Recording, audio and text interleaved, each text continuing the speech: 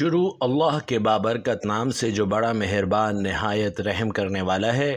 معزز بھائیوں اور بہنوں، آج ہی سورۃ الرحمن کی بس یہ ایک آیت پڑھ لینا، آج ہی معجزہ خود اپنی آنکھوں سے دیکھ لینا۔ انشاءاللہ پیسہ، دولت، شہرت، گھر میں لڑائی، جادو ٹونے، ہر طرح کے مسئلے کا حل ہو جائے گا انشاءاللہ۔ بے شک یقین نہیں آتا تو آزما کر دیکھ لو۔ محترم ناظرین، آج آپ کی خدمت میں سورۃ الرحمن کی ایک آیت کا عمل لے کر حاضر ہوا ہوں۔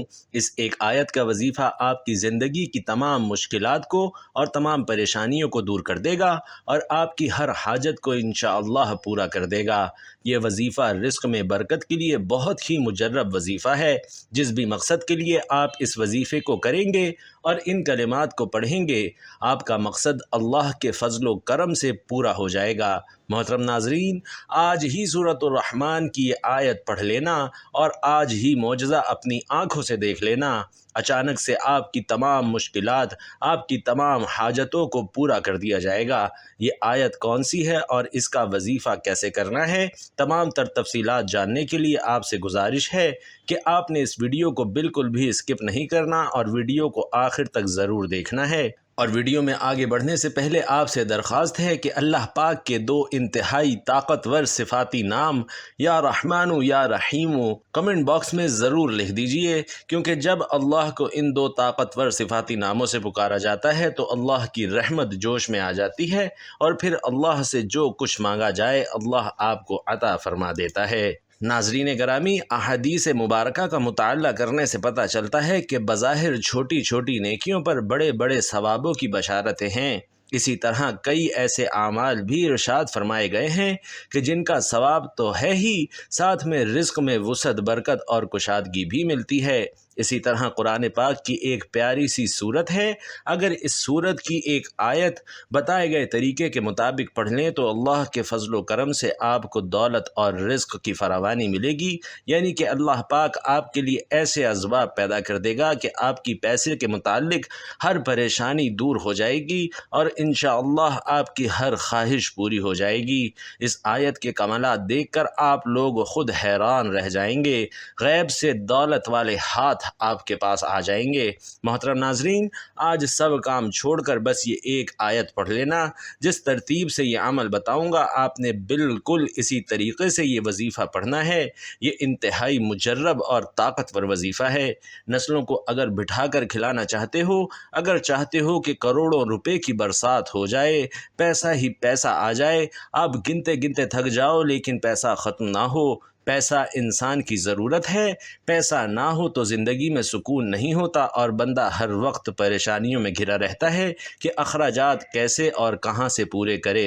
یہ ایک وظیفہ آپ لازمی کیجئے گا۔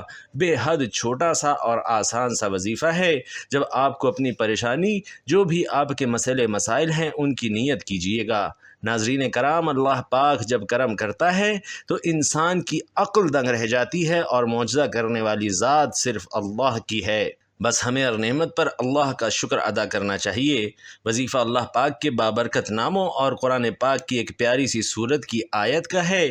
اس وظیفے کو کرنے سے آپ کی ہر پریشانی حل ہو جائے گی اور انشاءاللہ ہر مشکل ختم ہو جائے گی۔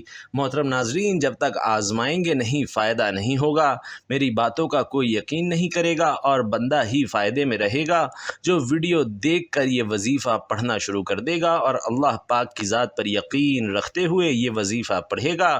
اسے مایوسی نہیں ہوگی، اس کی جیب خالی نہیں رہے گی، اس کے کاروبار میں برکتیں ختم نہیں ہوں گی۔ میرے بھائیوں، میری بہنوں، اس وظیفے کو کسی بھی دن، کسی بھی وقت پڑھ سکتے ہیں۔ اب آپ لوگ پوچھیں گے کہ اس وظیفے کو کتنے دن پڑھنا ہے؟ تو محترم ناظرین، یہ وظیفہ صرف اور صرف ایک دن کا ہے۔ ایک دن آپ اس وظیفے کو کیجئے۔ اگر آپ چاہیں تو 2-3 دن بھی یہ عمل کر سکتے ہیں، لیکن ایک دن کے عمل سے ہی آپ کو انشاءاللہ فائدہ ہو جائے گا۔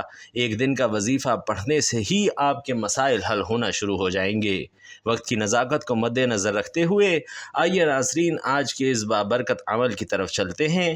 اب آپ آج کے عمل کو اچھی طرح سمجھ لیجئے۔ آپ نے کرنا کیا ہے کہ باوضو مصلی پر بیٹھ کر سب سے پہلے نبی کریم صلی اللہ علیہ وسلم کی ذات مبارکہ پر درود پاک پڑھنا ہے۔ درود پاک آپ کوئی سا بھی پڑھ سکتے ہیں۔ آپ چاہیں تو آسان اور مختصر سا درود صلی اللہ علیہ وسلم پڑھ لیں یا صلی اللہ علی محمد پڑھ لیں، لیکن یاد رکھیے کہ اگر آپ نماز والا درود یعنی درود ابراہیمی پڑھتے ہیں تو یہ سب سے زیادہ فضیلت والا ہے، سب سے زیادہ اہمیت والا ہے۔ میرے پیارے آقا صلی اللہ علیہ وسلم بھی تمام درودوں میں درود ابراہیمی کو ہی سب سے زیادہ محبوب رکھتے تھے۔ درود ابراہیمی ایک مرتبہ ثواب کی نیت سے میرے ساتھ بھی پڑھ لیں۔ اللہم صلی علی محمد وعلی آل محمد کما صلیت علی ابراہیم وعلی آل ابراہیم انک حمید مجید۔ اللہم بارک علی محمد وعلی آل محمد کما بارکت علی ابراہیم وعلی آل ابراہیم انک حمید مجید۔ ناظرین گرامی، درود پاک پڑھنے کے بعد آپ نے سب سے پہلے اپنے مقصد کی نیت کرنی ہے۔ آپ نیا گھر چاہتے ہیں، گھر مانگ لیجئے، گاڑی چاہتے ہیں، گاڑی مانگ لیجئے، بینک میں آپ کو کوئی بڑی رقم درکار ہے وہ مانگ لیں، اپنی بیٹی یا بیٹے کا کہیں اچھی جگہ رشتہ کرنا چاہتے ہیں اس چیز کی نیت کر لیں۔ آپ کی اولاد نافرمان ہے اور آپ اپنی اولاد کو تابع کرنا چاہتے ہیں، شوہر نافرمان ہے، آپ کی بات نہیں مانتا، اس مقصد کے لیے پڑھ لیں۔ یا آپ اس طرح کریں کہ ساری اکٹھی حاجات کی نیت کر لیں۔ الغرض آپ کا جو بھی مقصد ہے، جو بھی آپ کی حاجت ہے اس کی نیت کیجئے، اور اس کے بعد آپ نے ایک بار تعوذ اور ایک بار تسمیہ پڑھنا ہے، یعنی ایک بار اعوذ باللہ من الشیطان الرجیم بسم اللہ الرحمن الرحیم پڑھ کر وظیفے کا آغاز کرنا ہے۔ اور سب سے پہلے نمبر پر آپ نے جو وظیفہ پڑھنا ہے ناظرین گرامی، وہ وظیفہ حسبنا اللہ و نعم الوکیل کا پڑھنا ہے۔ یہ وظیفہ آپ نے کیسے اور کتنی تعداد میں پڑھنا ہے توجہ کیجئے گا۔ آپ حسبنا اللہ و نعم الوکیل پڑھیں گے تو یہ ایک بار شمار ہوگا۔ اسی طرح سے حسبنا اللہ و نعم الوکیل آپ دائیں ہاتھ کی انگلیوں پر یا تسبیح کے دانوں پر صرف 3 بار پڑھیں گے۔ جب 3 بار آپ حسبنا اللہ و نعم الوکیل پڑھ لیں تو اس کے بعد آپ نے دوسرے نمبر پر جو وظیفہ پڑھنا ہے ناظرین گرامی، وہ وظیفہ ہے یا رزاقو۔ یہ وظیفہ بھی آپ نے دائیں ہاتھ کی انگلیوں پر یا تسبیح کے دانوں پر صرف 3 بار پڑھنا ہے۔ جب 3 بار آپ یا رزاقو کا وظیفہ پڑھ لیں تو اب آپ نے تیسرے نمبر پر کون سا وظیفہ پڑھنا ہے، یہ سب سے خاص بات بتانے لگا ہوں، اسے دھیان سے سمجھ لیجئے گا۔ ناظرین اب آپ نے تیسرے نمبر پر سورۃ الکوثر پڑھنی ہے۔ بسم اللہ الرحمن الرحیم انا اعطیناک الکوثر فصل لربک وانحر ان شانئک هو الابتر۔ سورۃ الکوثر قرآن پاک کی سب سے چھوٹی سورت ہے اور اس سورت کو دولت والی سورت بھی کہا جاتا ہے۔ ناظرین گرامی اس کے بہت زیادہ فوائد ہیں۔ سورۃ الکوثر کو آپ نے تیسرے نمبر پر صرف 3 بار پڑھنا ہے، اور اس کے بعد جو سب سے خاص وظیفہ ہے وہ آپ نے پڑھنا ہے، اور وہ وظیفہ سورۃ الرحمن کی آیت فَبِأَيِّ آلَاءِ رَبِّكُمَا تُكَذِّبَانِ کا ہے۔ اس آیت میں اللہ تعالیٰ ارشاد فرما رہے ہیں کہ تم اپنے پروردگار کی کون کون سی نعمتوں کو جھٹلاؤ گے۔ ناظرین چوتھے نمبر پر آپ نے اس آیت مبارکہ کو کتنی بار پڑھنا ہے یہ سمجھ لیجئے گا۔ فَبِأَيِّ آلَاءِ رَبِّكُمَا تُكَذِّبَانِ آپ یوں پڑھیں گے تو یہ ایک بار شمار ہوگا۔ اسی طرح سے آپ اس آیت مبارکہ کو اپنے دائیں ہاتھ کی انگلیوں پر یا تسبیح کے دانوں پر 100 مرتبہ پڑھیں گے، یعنی ایک مکمل تسبیح 100 دانوں کی آپ نے فَبِأَيِّ آلَاءِ رَبِّكُمَا تُكَذِّبَانِ کی پڑھنی ہے۔ جب آپ یہ سارے اعمال بتائے گئے طریقے کے مطابق پڑھ لیں تو اس کے بعد آپ نے وہی درود پاک ایک بار پڑھنا ہے جو عمل کے شروع میں پڑھا تھا۔ اب آپ کا عمل مکمل ہو گیا۔ عمل کی مکمل ترتیب سمجھ لیجئے کہ سب سے پہلے باوضو مصلی پر بیٹھ کر آپ نے ایک بار نبی کریم صلی اللہ علیہ وسلم کی ذات مبارکہ پر درود پاک پڑھنا ہے۔ درود پاک پڑھنے کے بعد آپ نے اعوذ باللہ من الشیطان الرجیم بسم اللہ الرحمن الرحیم پڑھ کر سب سے پہلے نمبر پر حسبنا اللہ و نعم الوکیل 3 بار پڑھنا ہے، پھر دوسرے نمبر پر یا رزاقو 3 بار پڑھنا ہے، پھر تیسرے نمبر پر سورۃ الکوثر 3 بار پڑھنی ہے، اور پھر آخری اور چوتھے نمبر پر قرآن پاک کی آیت مبارکہ فَبِأَيِّ آلَاءِ رَبِّكُمَا تُكَذِّبَانِ 100 بار پڑھنی ہے، اور پھر آخر میں وہی درود پاک پڑھ لیں جو آپ نے عمل کے شروع میں پڑھا تھا۔ یہ عمل کرنے کے بعد ناظرین کرام آپ نے رو رو کر گڑ گڑا کر دعا مانگنی ہے اور اپنی ساری مشکلات، ساری حاجات اللہ کو بتانی ہیں، اور ان تمام حاجات کو آپ نے اللہ سے پورا کروانا ہے اور ساری امت مسلمہ کے لیے آپ نے دعا کرنی ہے۔ ناظرین، اس عمل کی برکت سے انشاءاللہ آپ کی تمام پریشانیاں دور ہو جائیں گی اور تمام حاجات پوری ہو جائیں گی۔ یہ وظیفہ آپ کو باوضو حالت میں کرنا ہے۔ انشاءاللہ العزیز یہ وظیفہ آپ کی مشکلات کو جڑ سے ختم کر دے گا اور آپ کے رزق میں بے پناہ اضافہ کر دے گا۔ حضرت جابر رضی اللہ تعالی عنہ بیان کرتے ہیں کہ رسول علیہ الصلاۃ والسلام اپنے اصحاب کے پاس گئے اور ان کے سامنے شروع سے لے کر آخر تک سورۃ الرحمن پڑھی۔ صحابہ کرام خاموش رہے۔ آپ صلی اللہ علیہ وسلم نے فرمایا کہ میں نے جنات سے ملاقات کی اور تب یہ سورت جنات پر پڑھی تھی، انہوں نے تم سے اچھا جواب دیا تھا۔ جب بھی میں پڑھتا فَبِأَيِّ آلَاءِ رَبِّكُمَا تُكَذِّبَانِ تو وہ کہتے کہ اے ہمارے رب، ہم تیری نعمتوں میں سے کسی چیز کو نہیں جھٹلائیں گے اور بس تیرے لیے حمد کریں گے۔ حضرت ابن عباس رضی اللہ تعالی عنہ نے نبی کریم صلی اللہ علیہ وسلم سے ظاہری اور باطنی نعمتوں کے متعلق سوال کیا تو آپ صلی اللہ علیہ وسلم نے فرمایا کہ ظاہری نعمت اسلام ہے اور باطنی نعمت یہ ہے کہ اللہ سبحانہ و تعالی نے تمہارے بد اعمالوں پر پردہ رکھا ہوا ہے۔ ظاہری نعمت صحت، تندرستی اور انسان کے محاسن اخلاق ہیں، اور باطنی نعمت معرفت اور عقل ہے۔ ظاہری نعمت وہ ہے جو آنکھوں سے نظر آتی ہے، مثلا انسان کا مال، منصب، مرتبہ، اس کا حسن و جمال اور عبادت اور اطاعت کی توفیق، اور باطنی نعمت انسان کے دل و دماغ میں اللہ تعالیٰ کا علم، اس پر حسن یقین اور اللہ تعالیٰ کے بندوں سے مصائب اور آفات کو دور کرنا ہے۔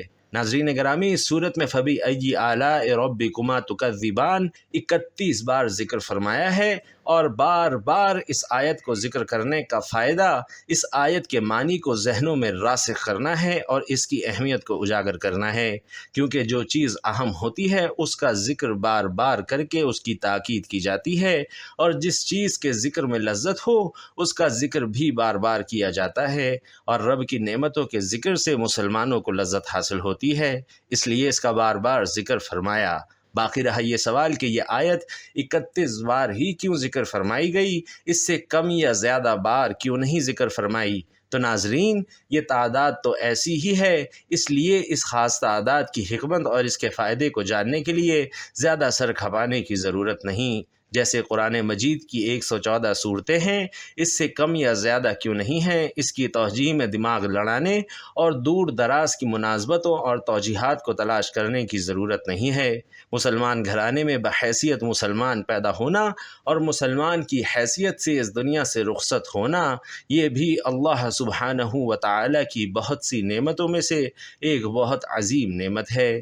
ہم انسان اللہ کی نعمتوں کو کبھی شمار کرتے ہیں اور نہ کبھی ان کا شکر ادا کرتے ہیں۔ ہماری زندگی کا سفر آذان کی آواز سے ایک مسلم گھرانے میں شروع ہوا اور نماز جنازہ پر ختم ہوتا ہے۔ ناظرین گرامی، یہ بھی تو ممکن تھا کہ ہم کسی ہندو یا کسی اور مذہب سے تعلق رکھنے والے گھرانے میں پیدا کر دیے جاتے اور پھر اسلام کی تلاش کر کے اس میں داخل ہوتے، مگر میرے رب نے ہمیں یہ اضافی نعمت دی ہے۔ اگر ہم اللہ کی اس نعمت کے شکر میں مصروف ہو جائیں کہ اس نے ہمیں بحیثیت مسلمان پیدا کیا اور بحیثیت مسلمان ہی ہماری موت متوقع ہے، تو شاید عمر بیت جائے مگر شکر کا حق ادا نہ ہو پائے۔ زندگی کو اگر دل فریب اور آسان بنانا چاہتے ہیں تو لوگوں میں نقص نکالنے کے بجائے اپنے رب کی نعمتوں کو گننا اور ان کا شکر ادا کرنے کی عادت بنا لیجئے۔ یقین کیجئے کہ زندگی خوبصورت اور بابرکت ہو جائے گی۔ اللہ تعالی ہم سب کے تمام دکھ تکالیف کو اپنے فضل و کرم سے دور فرمائے، ہم سب کو 5 وقت کی نماز باجماعت ادا کرنے کی توفیق عطا فرمائے، اور آخرت میں اور دنیا میں ہمیں کامیابی اور کامرانی نصیب فرمائے۔ دعا ہے کہ رب کریم میرا سنانا اور آپ کا سننا اپنی بارگاہ میں قبول و منظور فرمائے، آمین یا رب العالمین۔